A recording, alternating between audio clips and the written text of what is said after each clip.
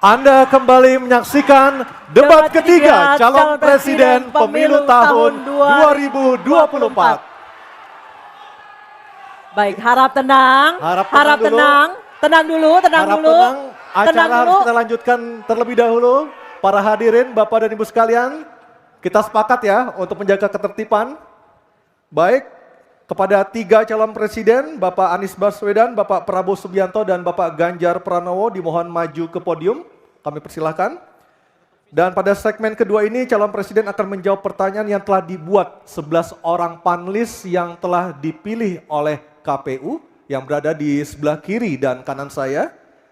Dan selain menjawab pertanyaan dari panelis, masing-masing calon presiden juga diberikan kesempatan untuk saling menanggapi dan saling merespon. Dan perlu kami sampaikan lagi, subtema debat malam hari ini ada 6. Yang pertama sesuai dengan yang ada daftarnya di depan saya, politik luar negeri, geopolitik, globalisasi, hubungan internasional, keamanan, dan pertahanan. Hadirin sekalian, pada segmen pertama penyampaian visi misi dimulai dengan calon presiden nomor urut 3, maka di segmen kedua ini pendalaman visi misi dan program kerja akan dimulai dengan calon presiden nomor urut 1. Dan kami persilahkan Profesor Angel Damayanti, salah seorang dari panelis untuk mengambil pertanyaan subtema di dalam fishbowl. Dan nanti diperlihatkan Bu Angel ke moderator dan ke kamera. Pertanyaan apa yang diambil oleh Ibu Angel Damayanti? Pertahanan. Baik. Dan selanjutnya panelis Ibu Kuri Safitri untuk mengambil undian daftar pertanyaan dari fishbowl. Ya, silakan Bu. Ada A, B, atau C. Kita tidak tahu apa yang diambil hurufnya. Huruf C. Oke, baik. Pertahanan huruf C. Baik, saya ambil ini A, B, C. Baik. Kita akan buka amplop pertanyaannya. Pertanyaannya masih disegel. Ya? Bapak Ibu yang di rumah juga bisa melihat pertanyaannya masih disegel. Dan kami ingatkan para calon presiden untuk mendengarkan dengan seksama Bapak-Bapak karena pertanyaan tidak akan kami ulang, hanya akan kami bacakan satu kali. Silakan dibuka Anissa, Baik. lihat apa isi pertanyaannya. Baik, pertahanan huruf C ya. Ya, pertanyaan untuk calon presiden nomor urut 1, Bapak Anies Baswedan. Pertahanan negara yang tangguh dapat dicapai dengan memanfaatkan teknologi siber, kecerdasan buatan, dan satelit untuk informasi geospasial. Pertanyaannya, apa kebijakan paslon untuk mendapatkan akses teknologi dan pengembangannya guna memperkuat pertahanan Indonesia? Waktu menjawab selama 2 menit Pak Anies, dimulai dari Bapak berbicara, kami persilahkan. Terima kasih. Sebelum saya menjawab pertanyaan itu, saya mengklarifikasi tadi data yang meleset. Maaf Pak Prabowo, angkanya terlalu kecil. Bukan 320 hektar, tapi 340.000 hektar. Saya klarifikasi. Kemudian itu pun salah. Melanjutkan. Itu pun salah. Atas apa yang perlu saya sampaikan. Mas Anies, Pak Prabowo, jangan Pak Prabowo, Pak Prabowo, Pak Prabowo, mohon maaf. Ini mohon tenang dulu hadirin. Baik. Mohon tenang. Harap tenang. Harap tenang. Baik, kita akan lanjutkan. Harap tenang Ya. hadirin. Silakan, Bapak. Baik. Ini adalah salah satu ancaman non-tradisional yang makin hari makin nyata dirasakan di Indonesia. Kita merasakan keluarga-keluarga kita, HP, komputer, menghadapi tantangan hacking. Karena itulah menurut kami perlu sekali kita membangun satu struktur pertahanan cyber yang serius. Dan ini tidak cukup dengan memberikan tugas pada sekelompok orang. Satu adalah dengan membangun satu sistem yang komprehensif, perencanaan komprehensif yang melibatkan seluruh lembaga termasuk komponen masyarakat. Yang kedua adalah pengadaan teknologi-teknologi terbaru, tapi kuncinya bukan semata-mata pada teknologinya. Kuncinya adalah pada pelibatan semua secara semesta. Yang ketiga, yang tidak kalah penting adalah mekanisme untuk merespon balik apabila terjadi kondisi serangan, sehingga bisa memiliki kecepatan untuk recover, kecepatan untuk kembali dalam sistem ketika terjadi serangan-serangan cyber itu. Jadi menyusun ini Satu adalah melibatkan secara komprehensif, yang kedua menggunakan teknologi terbaru, yang ketiga sistem recovery yang cepat. Terima kasih. Baik, terima kasih Pak Anies. Kami persilakan kepada calon presiden nomor urut 2, Bapak Prabowo Subianto untuk menanggapi calon presiden nomor urut 1 dengan waktu 1 menit saat Bapak berbicara akan dimulai. Silakan Pak. Ya, sekali lagi ya saya berpandangan Pak Anies juga terlalu teoritis, semuanya bagus, indah, tetapi yang nyata tentang masalah AI, cyber, teknologi tinggi dan sebagainya adalah sumber daya manusianya, awaknya. Saya begitu jadi menteri, saya membentuk 4 fakultas baru di bidang sains, teknologi, engineering, dan mathematics. Kita menyiapkan putra-putri kita terbaik untuk menguasai teknologi, untuk menguasai sains, untuk menguasai artificial intelligence, untuk menguasai cyber. Bukan barang yang kita beli, kita harus kuasai know-how-nya, kita harus kuasai sistem yang harus kita pegang. Dan menurut saya itu adalah inti daripada masalah. Tidak hanya bicara-bicara yang baik-baik saja. Waktu sudah habis Pak Prabowo. Selanjutnya calon presiden nomor urut 3 Bapak Ganjar Pranowo untuk Baik, menanggapi. hadirin kami harap tenang. Hadirin kami harap tenang. Silakan Bapak Ganjar Pranowo untuk menanggapi jawaban calon presiden nomor urut 1. Waktu Anda 1 menit dimulai ketika berbicara. Yang pertama kita mesti menguatkan BSSN dan kita penting untuk membuat security system yang baik. Bahkan selain membangun SDM dan infrastruktur yang baik, maka kecepatan internetnya dan coveragenya harus tinggi. Maka kalau kita kemudian membuat satu sistem infrastruktur yang bagus, jangan dikorupsi. Ini yang kemudian jadi persoalan. Maka tidak pernah selesai. Dan tentu saja LPDP itu punya potensi yang sangat tinggi untuk memberangkatkan orang-orang, anak-anak hebat ke sana. Namun demikian, ketika mereka sudah balik, mereka mesti diberikan ruang untuk bisa bekerja. BRIN bisa kita libatkan. Ya, mereka bisa membuat kolaborasi yang sangat bagus. Bahkan kemudian pengamanan di kepolisian, saya kira perlu cyber institution yang dipimpin oleh Jenderal Bintang 3. Dan kita perlu duta besar cyber. Baik, masih ada sisa waktu. Ya. Baik, cukup. Dan sekarang Harap tenang. hadirin harap tenang, kita berikan kesempatan kepada 3 orang capres kita untuk berbicara. Kami persilakan pada Pak Anies untuk menanggapi 2 capres sebelumnya. Silakan Pak Anies, waktu 1 menit. Memang benar, membangun sistem itu salah satunya. Satu adalah perangkat lunak, satu adalah perangkat kerasnya. Dan itu salah satunya adalah seperti disampaikan terkait dengan sumber daya manusia. Persoalannya, kalau tadi disebut ada yang teoritis, ada yang kedua tidak dilaksanakan. Jadi selama 5 tahun ini apa yang dikerjakan dalam mempertahankan sistem cyber kita? Mohon tenang. Justru di situ letak problemnya. Jadi ketika anggaran yang begitu besar dialokasikan justru bukan untuk mempertahankan yang hari ini menjadi serangan paling modern yang terjadi. Ini adalah ancaman yang paling nyata dan dirasakan di seluruh keluarga, bukan hanya di sektor pemerintahan. Karena itu menurut kami langkahnya investasi jangka panjang boleh, tapi manfaatnya itu baru dirasakan bisa 5 tahun, 10 tahun yang akan datang. Pertanyaannya hari ini dan kemarin apa? Dan itulah yang menjadi fokus kita. Segera siapkan sistemnya, segera siapkan orangnya, segera siapkan langkahnya. Baik, masih ada waktunya Bapak. Waktu habis. Baik, terima kasih. Harap tenang Bapak Ibu, Harap tenang, hadirin yang ada acara di sini. masih harus kita lanjutkan. Harap tenang Kita Bapak sudah dan Ibu. dengarkan bersama-sama tadi tata tertibnya seperti apa, mohon tenang. Kita lanjutkan, selanjutnya beralih ke pertanyaan kedua untuk calon presiden nomor urut 2 Bapak Prabowo Subianto. Untuk itu kami persilahkan kepada panelis Profesor Evi Fitriani untuk mengambil pertanyaan subtema di dalam fishbowl dan diperlihatkan kepada seluruh hadirin, moderator, dan para calon.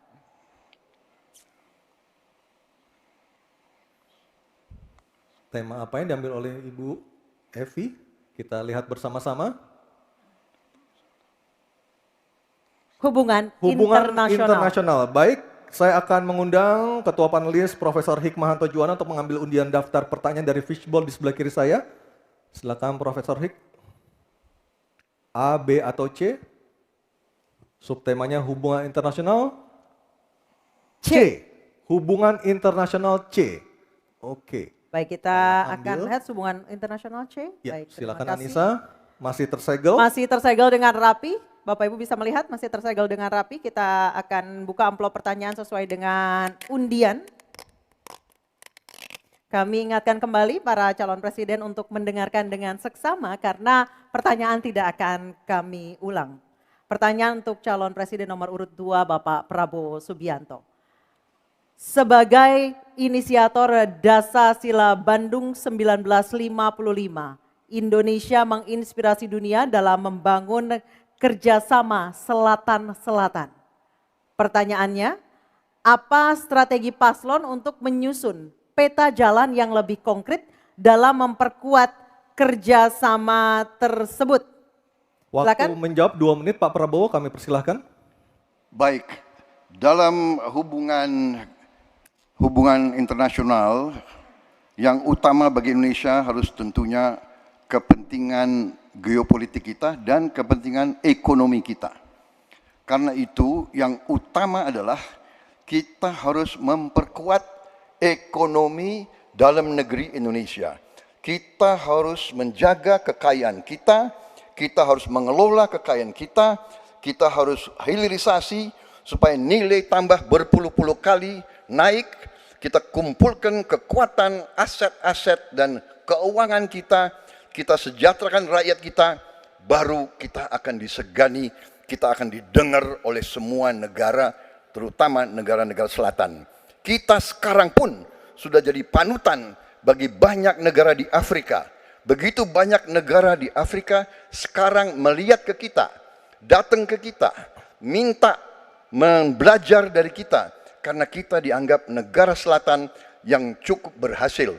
Inflasi rendah, pertumbuhan masih ada, neraca perdagangan kita bagus, surplus perdagangan mungkin 5 tahun berturut-turut, kita sekarang jadi panutan. Jadi leadership kita di dunia, di hubungan internasional akan tercermin dan terimpak oleh keberhasilan kita mengelola kekayaan kita, menghilangkan kemiskinan di negara kita, rakyat kita, meraih teknologi, menjadi negara industri, itu yang akan membuat kita memimpin dunia selatan. Terima kasih. Baik, terima kasih Pak Prabowo. Hadirin mohon tenang, kami persilakan kepada Pak Ganjar untuk menanggapi jawaban dari Pak Prabowo dalam waktu 1 menit dimulai saat Bapak berbicara. Kami persilakan Pak Ganjar. Selatan-selatan kita punya potensi yang hebat. Kita punya sumber daya alam yang sangat bagus. Kalaulah kita mau konsentrasi saja untuk bisa menuntaskan kekuatan yang berbasis pada sumber daya alam, ambil satu saja, teknologi baterai. Maka kalaulah kemudian kita akan bekerja sama dengan selatan-selatan, nikel kita miliki.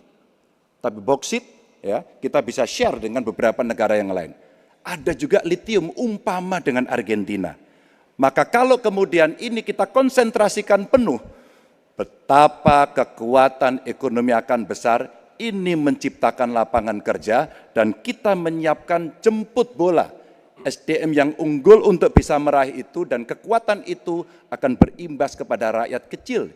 1, butuh lapangan kerja, 2, dia butuh daya beli yang baik, dan yang ketiga, mereka butuh pekerjaan karena ada lapangan kerja yang disediakan oleh pemerintah. Baik, waktunya habis. Baik, Harap tenang. Harap tenang. Selanjutnya giliran calon presiden nomor 1 Bapak Anies Baswedan untuk menanggapi. Waktu Bapak 1 menit dimulai ketika berbicara. Penjelasan tadi tidak menggambarkan tentang peran Indonesia di selatan-selatan. Itu hanya menggambarkan apa yang disampaikan Pak Prabowo tentang bagaimana kita membangun Indonesia. Dan ketika kita membangun dengan baik tidak otomatis selalu jadi contoh. Yang harus dilakukan adalah seperti yang dilakukan ketika era Bung Karno pada waktu itu, Ali Sastroamidjojo. Apa yang dikerjakan? Merangkul semua. Membawa apa yang menjadi agenda selatan-selatan, bukan menceritakan agenda kita. Semua orang bisa baca di Google tentang apa yang kita kerjakan. Tapi kalau kita menjangkau pemimpin-pemimpin selatan-selatan dan presiden menjadi panglima diplomasi, Bukan sekedar hadir di forum-forum menjadi salah satu penonton, salah satu hadirin, tapi datang ke sana membawa. Ini agenda selatan-selatan. Apa misalnya? Kita berhadapan dengan climate crisis, yang biaya untuk menghadapi climate crisis itu tinggi sekali. Dan ketika kita bicara dengan selatan-selatan, yuk kita bicara dengan utara. Bagaimana membiayai climate crisis sebagai satu kesatuan. Indonesia jadi pemimpin selatan-selatan. Baik. Baik, tenang. Hadirin kita harap tenang. Kembali kami berikan kesempatan kepada Bapak Prabowo untuk menyampaikan tanggapannya atas jawaban dari dua capres sebelumnya. Kami persilakan Pak dalam waktu 1 menit. Saya kok banyak setuju dengan Pak Ganjar ya. Ya, kalau benar masuk akal, saya setuju. Kalau ngomong, ya kumaha. Ya, jadi leadership, apakah negara, apakah perorangan, tapi terutama juga negara, harus dengan contoh, ingarso sung telodo. Kita mau mimpin, kita mau bawa agenda, kita mau cerita itu cerita, omon, ya. Tak bisa. Kenapa negara-negara selatan sekarang melihat ke Indonesia? Karena kita berhasil membangun ekonomi kita. Jadi tidak hanya omon, kerjanya omon saja, nggak bisa, tidak bisa. Baik. Waktu habis Ingarso Pak sung Prabowo, telodo. waktu habis. Baik, harap tenang dulu, kita akan beralih ke berikutnya. Baik, selanjutnya. Hadirin mohon kerjasamanya untuk tetap tertib. Mohon kerjasamanya sekali lagi. Baik, selanjutnya kita beralih ke pertanyaan untuk calon presiden nomor urut 3, Bapak Ganjar Pranowo. Untuk itu kami persilakan panelis Bapak Imade Andi Arsana untuk mengambil pertanyaan subtema di dalam fishbowl dan setelah terambil boleh langsung diperlihatkan. Ya. Sudah ada 2 subtema yang kita bahas. Ini adalah yang ketiga Anissa ya dan juga pemirsa. Subtema apa yang diambil? Keamanan. Keamanan. Baik. Untuk melengkapinya saya akan mengundang panelis Dr. Ian Montratama untuk mengambil undian daftar pertanyaan dari fishbowl di sebelah kiri saya. Kita akan lihat huruf apa yang diambil oleh Dr. Ian Montratama. Huruf C. Oke. Keamanan huruf C, Anissa. Keamanan huruf C. Di Oke. depan, iya. C. Masih tersegel. Masih tersegel. Oke, silakan Aryo. Baik, saya buka keamanan huruf C. Dari suara juga masih tersegel. Masih Mas, ya? tersegel dengan rapi. Baik, ini adalah pertanyaan untuk calon presiden nomor urut 3 Bapak Ganjar Pranowo. Kewenangan institusi di sektor keamanan sangat penting namun masih terjadi tumpang tindih. Pertanyaannya, bagaimana komitmen paslon terhadap penataan institusi pertahanan dan keamanan? Terima kasih. Membereskan yang tumpang tindih. Dan itu harus dimulai dari pemimpin yang punya komitmen untuk membereskan. Siapa dia? Pemimpin tertinggi, Presiden. Maka kalaulah kemudian kita bicara pertahanan yang ada di laut, maka sekian lembaga yang ngurus laut mesti disatukan dalam sebuah wadah Coast Guard. Ketika kita bicara keamanan dan tumpang tindih, maka keamanan wilayahnya ada di kepolisian. Saya mengapresiasi umpama dalam konteks terorisme, 2023 relatif tidak ada. Kita berikan apresiasi itu kepada kepolisian. Ketika kemudian terjadi pada situasi belahan Indonesia yang lain yang membutuhkan, katakan bantuan dari TNI, maka disitulah kemudian on call mereka. Kami butuh bantuan, maka dibantu. Tapi pada sisi yang lain, pembenahan yang tumpang tindih ini, di daerah sebenarnya juga bisa disupport agar keamanan bisa berjalan dengan baik. Siapa mereka pelaksana di daerah? Forkompimda. Kita tidak pernah membiarkan situasi negara diurus oleh pusat saja. Kita mesti mengambil inisiatif karena peran-peran sampai tingkat lokal itu ada. Bahkan tokoh masyarakat, tokoh agama mesti kita lakukan. Maka seluruh yang tumpang tindih dari sisi regulasi, 1 perlu harmonisasi, 2 perlu sinkronisasi. Dan pada tingkat tidak ada keputusan, maka pemimpin tertinggi harus berani mengambil keputusan itu. Sehingga tumpang tindih yang selama ini selalu saja menjadi perdebatan yang tidak ada hentinya, maka diselesaikan di meja presiden. Dan itu saya kira sikap yang paling jelas untuk membereskan persoalan ini. Apapun dalam konteks eksekutif, maka pemimpin tertinggilah yang harus mengambil keputusan. Kecuali kita mesti berbicara dengan DPR, maka kita akan duduk bersama untuk membicarakan secara regulatif. Waktunya habis. Baik, terima kasih Pak Ganjar. Ada waktunya, harap tenang. Kami persilakan kepada calon presiden nomor 1, Bapak Anies Baswedan untuk menanggapi jawaban dari Pak Ganjar dalam waktu 1 menit. Kami persilakan Pak Anies. Menurut hemat kami harus dirumuskan apa tantangan dan ancaman keamanan Indonesia di tahun-tahun ke depan. Dengan itu dirumuskan, maka kita tahu apa ancamannya. Lalu dari situ kemudian kita lihat bagaimana badan-badan yang selama ini ada diatur untuk merespon atas tantangan itu. Kalau kita hanya menata ulang tanpa memikirkan apa ancaman barunya, maka kita tidak lebih dari sekedar menyelesaikan urusan organisasi. Yang sesungguhnya dibutuhkan adalah bagaimana organisasi itu diatur untuk merespon tantangan. Jadi nomor 1, rumuskan itu. Kemudian yang kedua, yang tidak kalah penting, libatkan semua unsur yang terbiasa di dalam menyusun ancaman tantangan organisasi. Sehingga kemudian penataan organisasi badan-badan bukan semata-mata karena selera pemimpin, tapi karena merespon atas ancaman itu. Dengan begitu, penataannya akan sesuai kebutuhan. Terima kasih. Waktu 1 menit sudah habis. Baik, terima kasih. Selanjutnya giliran calon presiden nomor urut 2, Bapak Prabowo Subianto. Hadirin kami harap tenang terlebih dahulu. Ada waktunya untuk menanggapi jawaban dari Capres nomor urut 3. Waktu Bapak 1 menit dimulai ketika berbicara. Baik ya, sekali lagi saya harus mengatakan, saya kok banyak sependapat dengan Pak Ganjar.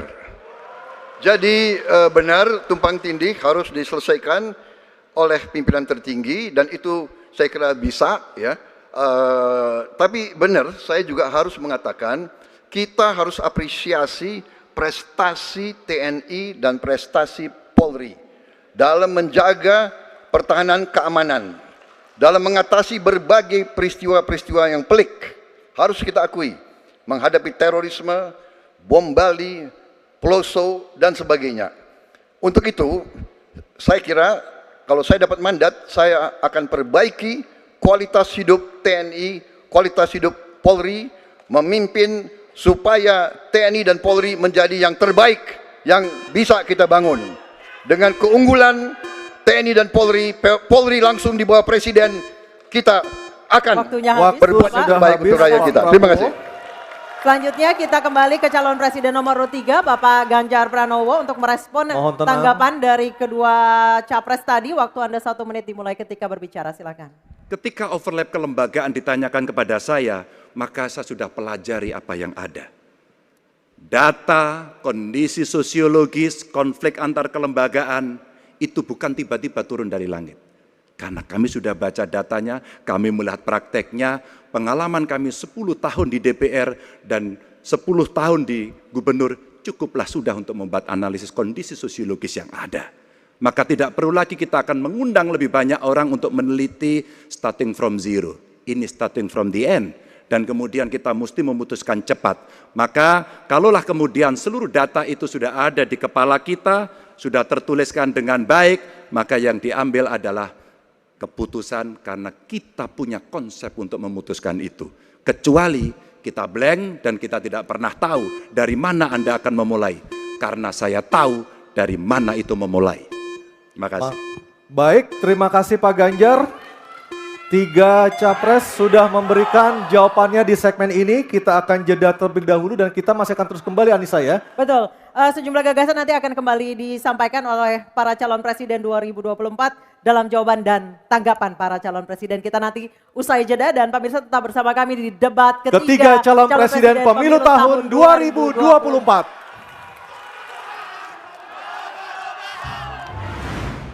Pemilu 2024 kamu nyoblos siapa, Nat? Gak tahu deh, aku nyoblos apa enggak ya? Emang suara aku ada pengaruh gitu? Suara pemilih pemula kayak kita ini berpengaruh loh. Nah makanya kamu jangan sampai golput. Kita harus berprestasi dalam pemilu 2024. Generasi Z kayak kita ini menentukan masa depan bangsa. Anak muda membangun bangsa. Gak milih, gak keren. Kita memilih untuk Indonesia. Ya, sekarang kan Bapak udah jadi pensiunan. Sesuai dengan PKPU atau Peraturan Komisi Pemilihan Umum Nomor 7 Tahun 2022, menyatakan bahwa setiap pensiunan anggota polisi dan prajurit TNI atau yang sudah mengundurkan diri sehingga statusnya menjadi sipil bisa ikut serta dalam pemilu nanti. Nah, jangan lupa gunakan hak pilih Bapak nanti ya. Itu pasti, Bu.